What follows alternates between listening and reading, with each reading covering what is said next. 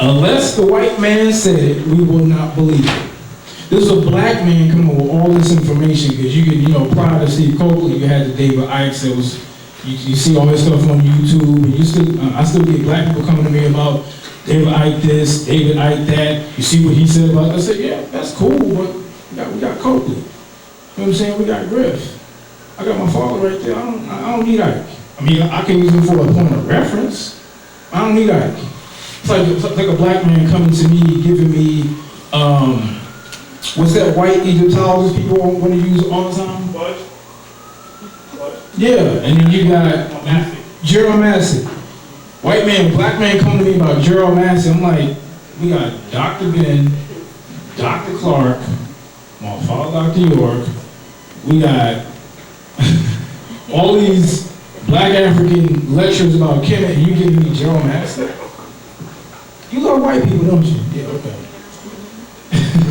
But the main thing about Coakley was that his lectures were very extensive and very thought. He was a master, not just a master teacher, but a master researcher. You want where found, he gave the paperwork. He had people working for him that would just go in different rooms and buildings and take them. Because the thing is, he cared about our liberation.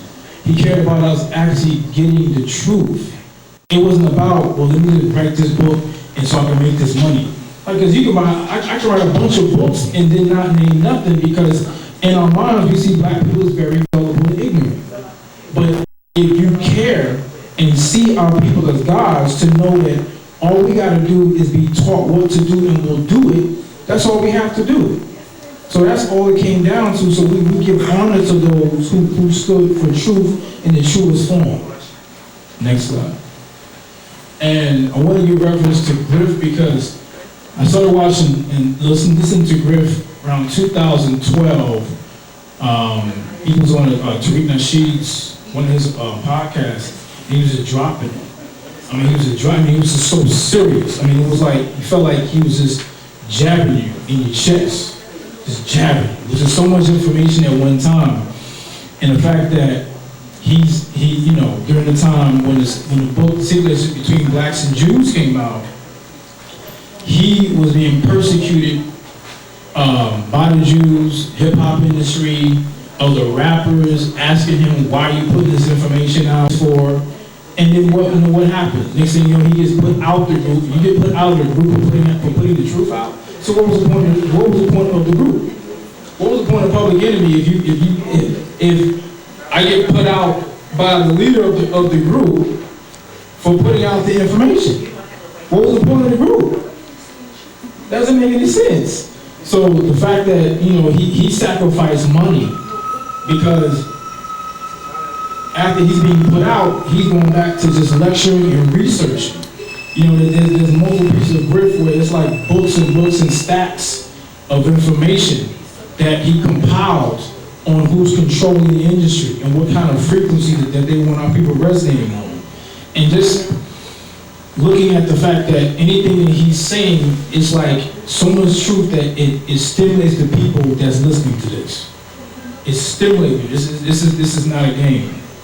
And so that's what it came down to. So when I saw, the fact there's like 3 people that I can remember in terms of our people talking about this. There's people stints here, stints there. Because a lot of people will pick this information because it draws attention. But then they won't stay and continue to do research, because then it will make you paranoid. Because you're naming names. Again, name the names. Don't just say a word and we don't know who to look for. You understand? Because again, anybody can name a name, exactly who are you looking for, exactly who did what. And when we don't know exactly who did what, what's the point? We're just wasting time. Next slide. And I pushed in this Ashkenazi Jew, the Khazars, because I wanted to make a distinction, because again, when you say the word Jew, that encompasses a lot of things. It encompasses a religion, it encompasses reality, a group of people who call themselves Jews. So I wanted people to get that information out, so that, again, since New York is bought and sold by Jews, you have a group that basically was converted by people of Babylon. They came into Europe when they was between the Caspian and the Black Sea. Does anyone know what the name of that area was called at one point? Anyone remember? Anyone know? It was known as the Caucasoid Mountain. So it was whites or crackers who lived between the Caspian and the Black Sea. At one point also in Arabic called El Brust, that blacks knew not even to go into because the savages at that time lived in that area. They literally at one point had to build a wall. And I talked about this on my conference call this past Wednesday. They had to build a wall around the Caucasoid Mountains, the Africans, during the time of Kemet, to keep these crackers inside. 6,000 years ago. They knew in their mind they were animals. So they wanted to keep the animals inside of where they were. This wall was at least 30 feet wide. Make sure the people they were already animals to begin with. So they wanted to keep them inside. This is from earlier writings from the Nation of Islam as well as Ansar law as well. There's documented evidence of this. Next slide. Build a wall to keep them in. Keep them away from us. Keep them away from us, from our people. Because it's like they're animals. They don't have their nature is animalistic. We knew the thing is we dealt with things as Africans based on nature, not based on morals and or maybe some of them are good, maybe some of them are bad. At one point they're going to accept us. No, we didn't deal with acceptance or integration. I mean, we integrated at one point in Kemet when the new kingdom came in, but we dealt with them from a nature standpoint, not with hopefully they're going to treat us good one day. You know how we are now. And the Sephardim, known as the Sephardic Orientals, they make up 10% of the Jews because the Ashkenazis make up 80%. So you deal with mostly Europeans, but these are still Europeans that once they were pushed out, once the Ashkenazims and the Sephardims were pushed out of Europe, these had to migrate into Spain and into parts of North Africa and into parts of Turkey. So they was a small amount, and some of them ended up becoming a little less blonde-haired, blue-eyed, so they started mixing in with a little portion of the North Africans, okay? And a cracker that you know as Christopher Columbus was a Sephardic Jew, all right? And he spoke Spanish, but he was known as a Sephardic Jew. The Sephardic Jews, period, made up most of the slave trade, and they benefited more than anybody else with slave trade. This is by documented evidence from white cracker rabbis, Khazaric rabbis, proselytes. And what they'll do is, when you look up in the history books that they have created, because they are those that are over revision over what we learn, they'll give you who? They'll give you the Spaniards, they'll give you the British, they'll give you the Italians, right? They'll give you the Portuguese. The main name they'll throw out is the Portuguese tribe, right? But what a lot of people don't know is that, and next slide. What a lot of, and this is gives so much documented evidence as of what the Jews, specifically Ashkenazims and also Sephardic Jews, were doing to our people.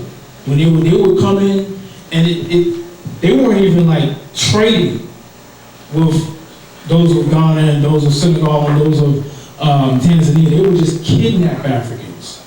They would just come in with boats and just kidnap Africans.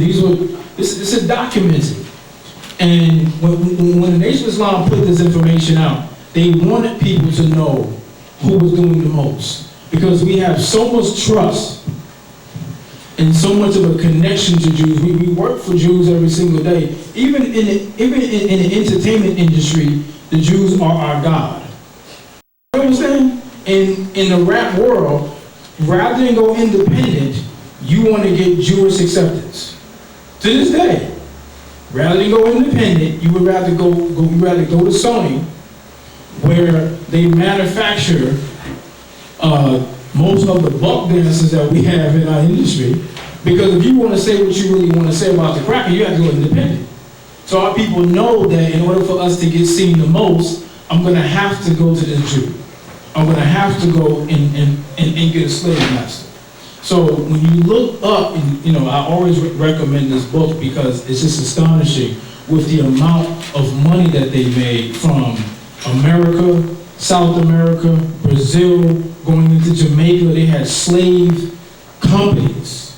Jews had slave companies that was in Brazil, that they were making millions of dollars. This is before any reparations that they received.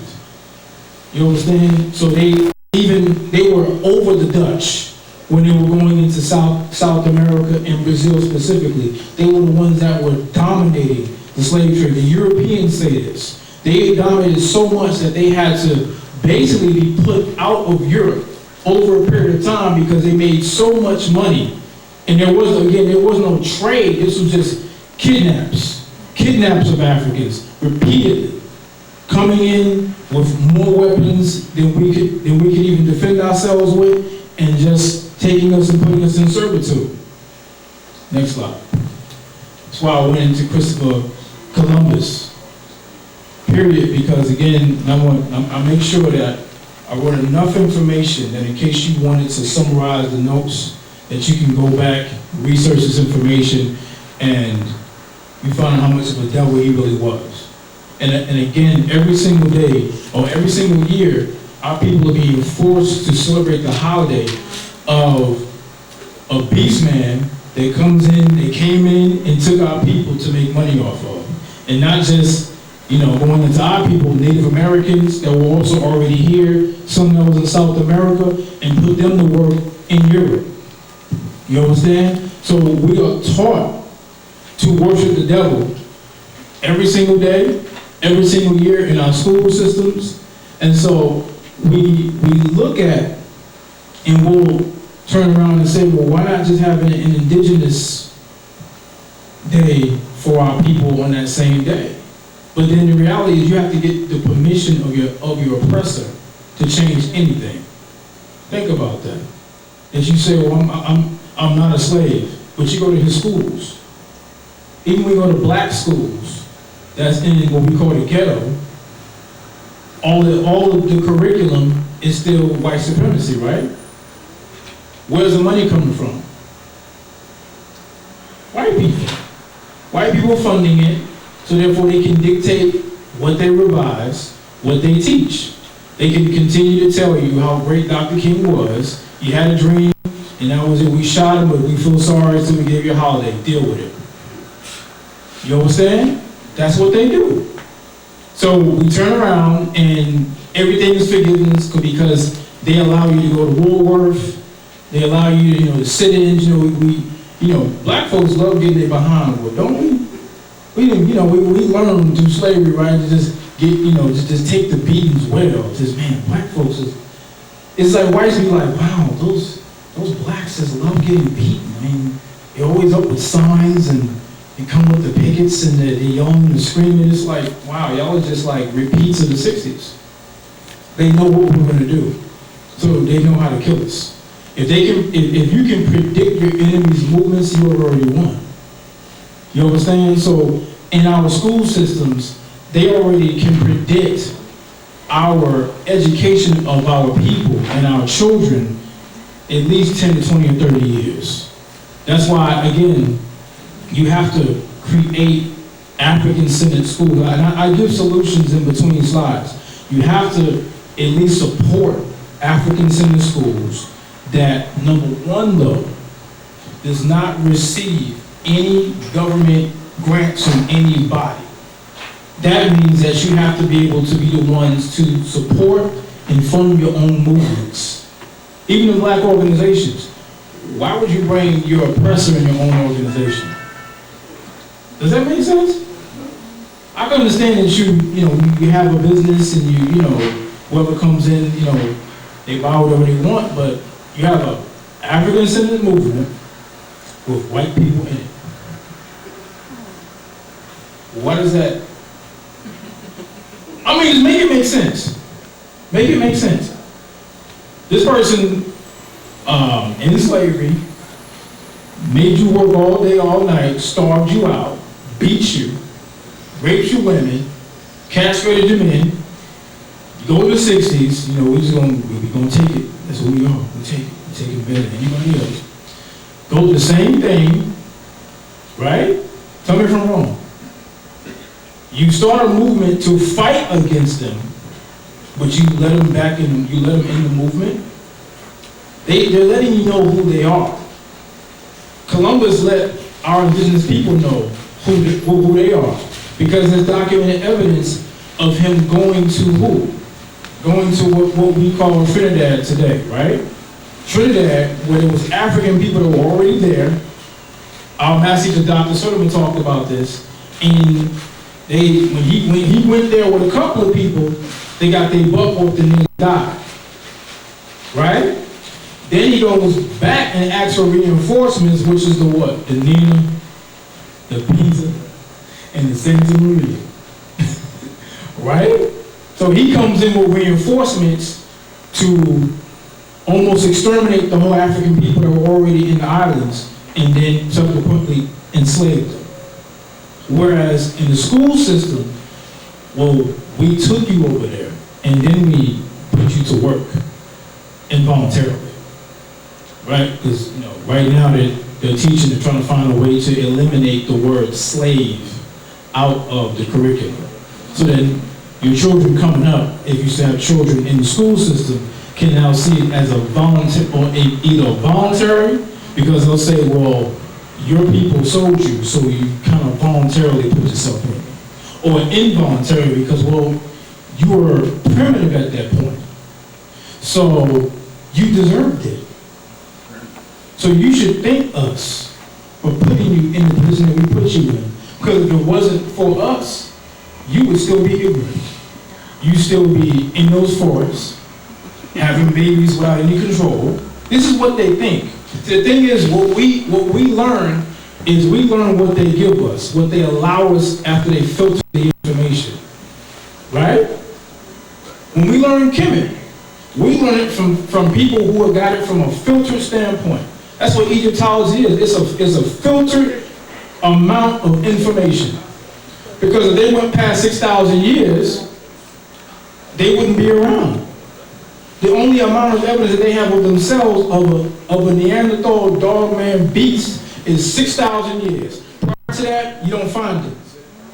So how is he going to give you your information pre-dynastically if he can't even find himself in that time period? But yet, we're relying on the Vatican to dictate what we learn about ourselves. Where there's nothing but pedophilia going on all day, all night. But you want to go after my father about something like that you still to this day cannot find any DNA evidence about. Yet, he's serving 135 years of his life in prison over something you can't find. Next slide. That's why, the main reason why, again, I wanted to give you, these are all quotes. These are not just, one of the main things in that book is that these are not just statements from the Nation of Islam. These are statements from white rabbis, white Jewish rabbis confessing to what they did to our people. Because the point is this, they can say, yeah, we did it, so what you gonna do about it? We gave you, again, we gave you a holiday. I'm giving you a job. I'm letting you live. That's the reality. I'm letting you walk my streets.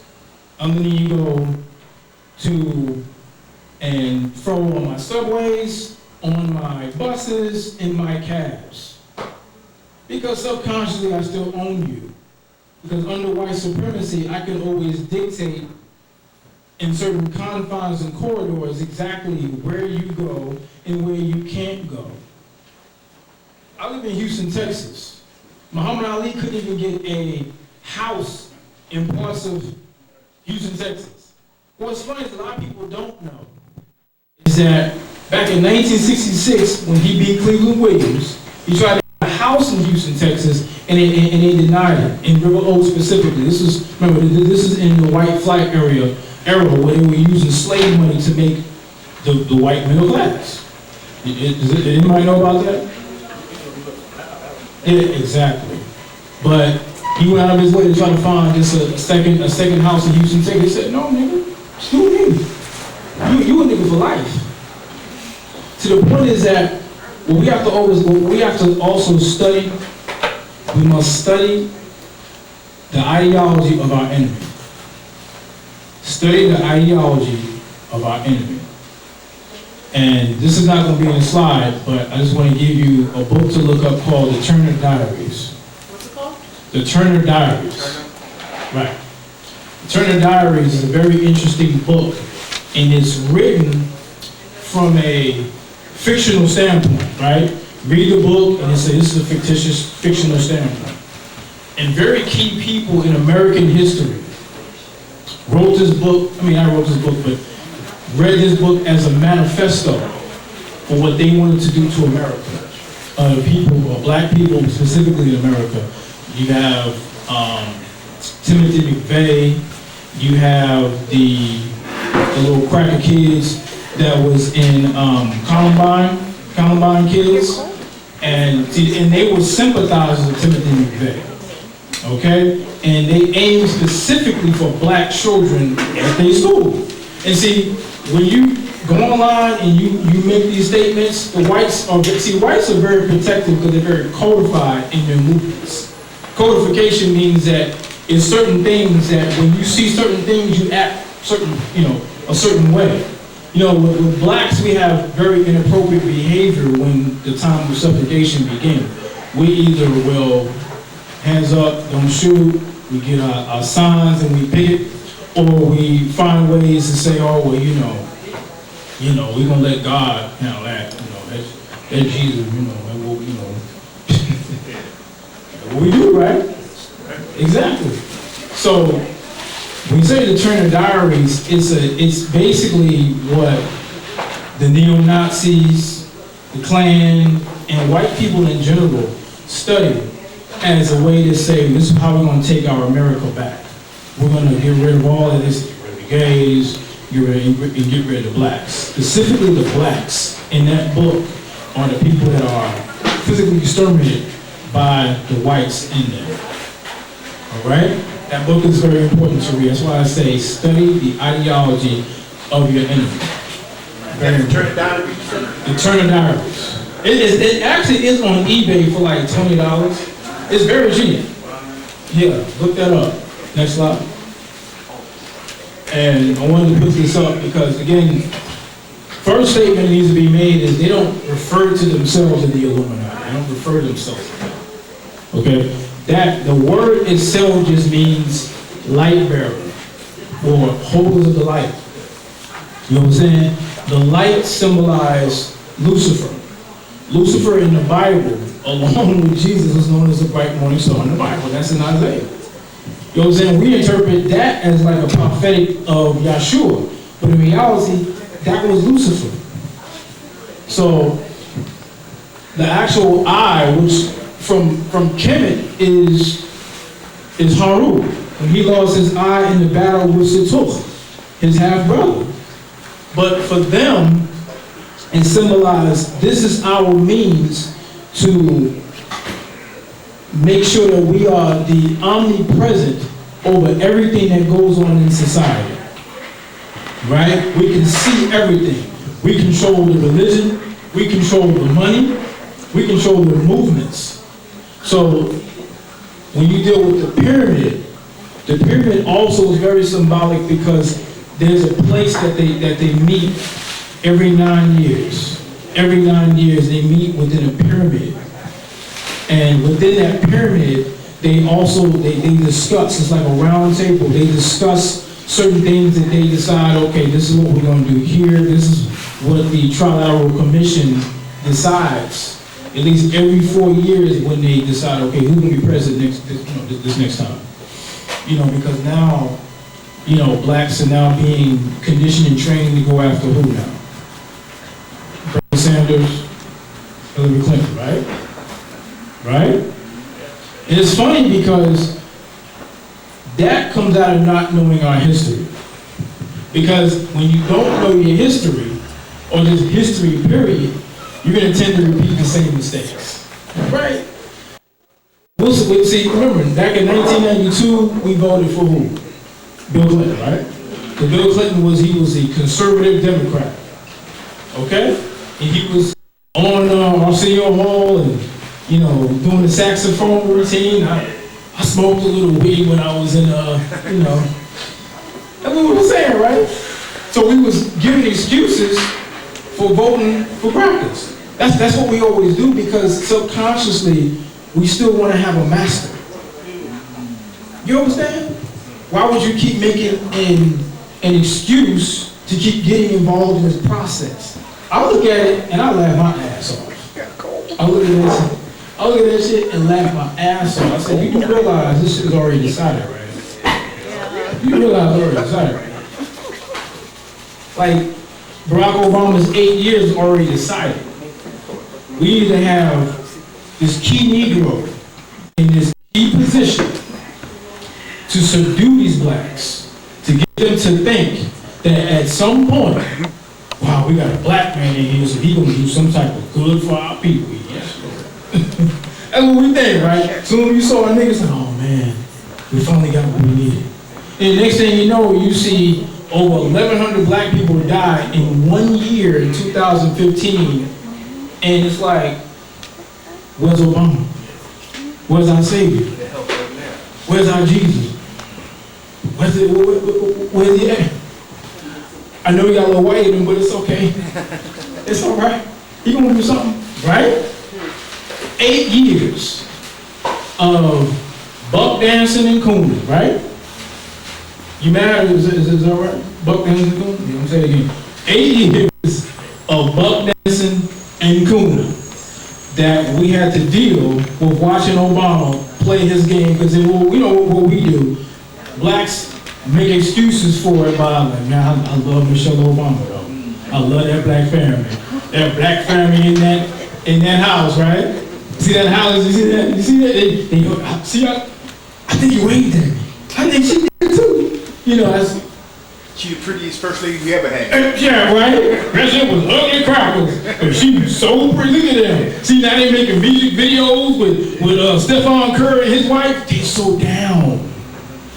Right? Ain't that what we say? The cracker knows